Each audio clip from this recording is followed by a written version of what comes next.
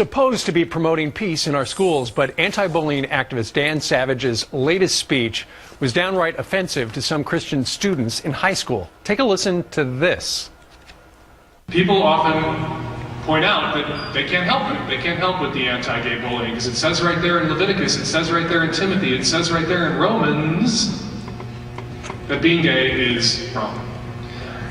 We can learn to ignore the in the Bible about gay people. Does that type of language undercut his anti-bullying message? Joining us right now is Rick Tuttle. He is a teacher and journalism advisor at Sutter Union High School in California. He attended the conference with a few of his students who, a number of them walked out, didn't they? They did.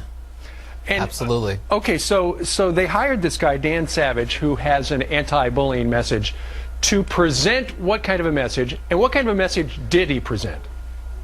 Well, we went in there. I mean, as an educator, I take bullying very seriously, my duty to protect all students from bullying. And so I thought there was value in going to this conference, to this speech, which I thought was going to be about anti-bullying, but what we got was a vulgar, profanity-laced attack on Christians. And some of my students actually asked me if they could leave, and I said definitely they could. Yeah, we see some of the kids leaving right there.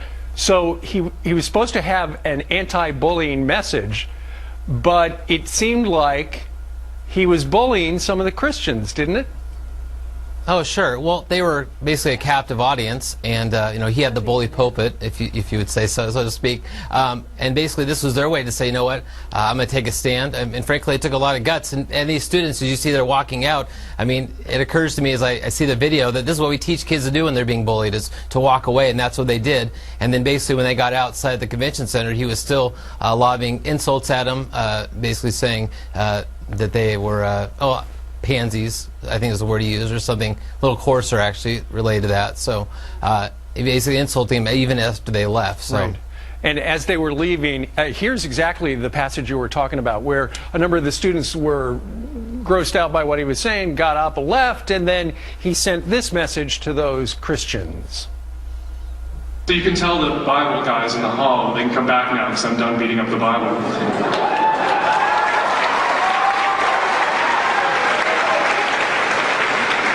It's funny, as someone who's on the receiving end of beatings that are justified by the Bible, how pansy some people react when you push back. I understand you were offended as an educator, weren't you? Absolutely. I mean, again, like I said, I take my responsibility to protect all students, you know, from being bullied. And so I inadvertently or unwittingly took them to a place where a number of my students were highly offended and bullied, you know, to the point where they wanted to leave. So I felt fairly duped, actually, by having gone to this conference, or at least this particular session of the conference. And frankly, a lot of those kids that got up, I mean, they're in front of thousands of their fellow peers who were cheering through most of the speech and during this part of the most, you know, offensive part. So to say that they were pansies, and the word he used, to me, I don't think was a fair characterization. It took a lot of courage, actually. Well, here's a reaction after it hit the fan, after his speech. The association that threw this said, "We appreciate the level of thoughtfulness and deliberation regarding Dan Savage's keynote address.